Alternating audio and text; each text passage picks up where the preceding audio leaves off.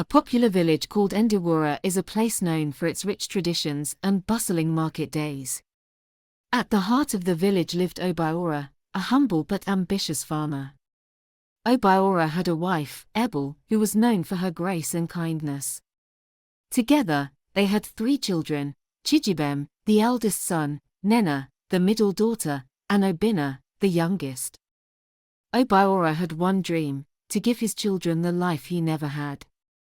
He worked tirelessly, ensuring they attended the best village school. Yet, in his pursuit of a better life for his children, he often neglected something more important: his presence and attention. It was the day of the village's annual yam festival.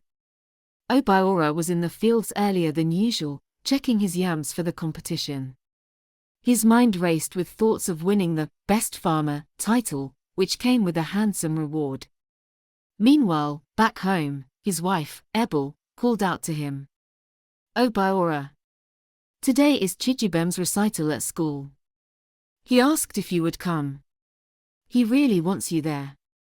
Obiora, waving her off, "I'll be there after the competition." This title could change everything for us. Chijibem watched from behind the doorway, his shoulders slumping. The disappointment was palpable. The yam festival was lively, with villagers singing and drumming. Obiora won the competition, and the village chief, Igwe, presented him with the award. Obiora felt invincible. However, at the school recital, Chijibem's eyes scanned the crowd, hoping to see his father. When it was his turn to present his poem, his voice cracked. Chijibem talked to himself, maybe he'll come any moment now. But Obiora never arrived. Later that night, Obiora returned home, glowing with pride. The children sat silently at the dinner table. Obiora called, "Chijibem, did you hear? Your father is the best farmer in Ndewura." Chijibem pushed his food around his plate and stood up. "Congratulations, Papa. But I wanted you to be the best father today." Obiora froze. The word stung, but he brushed it off, convincing himself that Chijibem would understand when he was older. The years passed, and the gap between Obiora and his children widened. Nena, the middle child, began to excel at crafts, winning praise for her intricate beadwork. Obina had a natural gift for storytelling, often gathering children around the fire to listen to his tales. But Obiora was too busy chasing external success to notice their achievements. One evening, as Obiora worked late, Ebel sat by him. Ebel said to her husband, "Your children are slipping away, Obiora. They no longer run to you. They look for you, but you're never there." Obiora sighed. "I'm doing this for them. One day they'll thank me."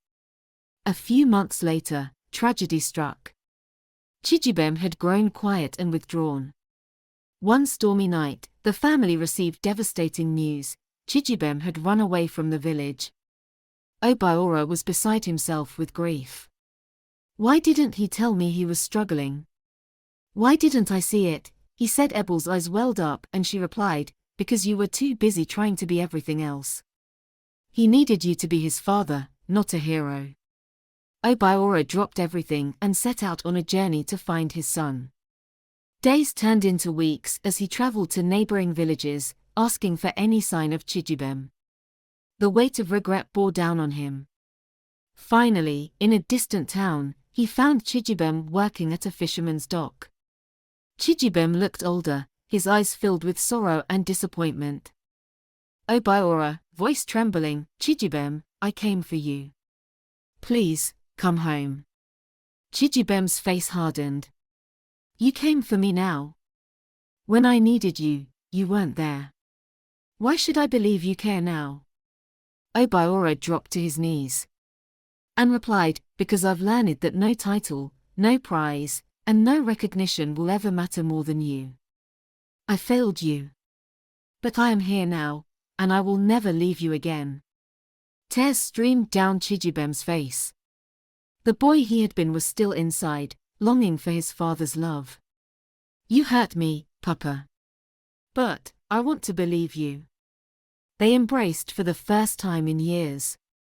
When they returned to Ndawara, Obiora changed.